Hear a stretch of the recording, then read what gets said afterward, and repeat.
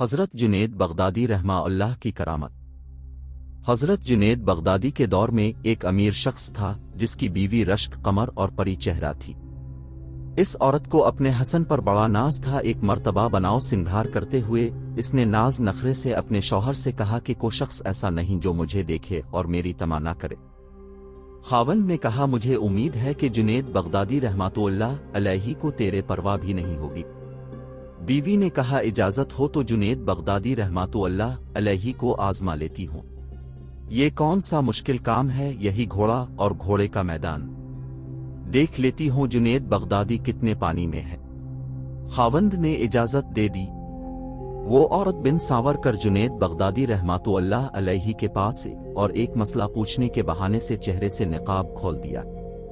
جنید بغدادی رحمۃ اللہ علیہ کی نظر پڑی تو انہوں نے زور سے اللہ کے نام کی ضرب لگا۔ اس عورت کے دل میں یہ نام پیوست ہو گیا، اس کے دل کی حالت بدل گئی۔ وہ اپنے گھر واپس اور سب ناز نخرے چھوڑ دیے۔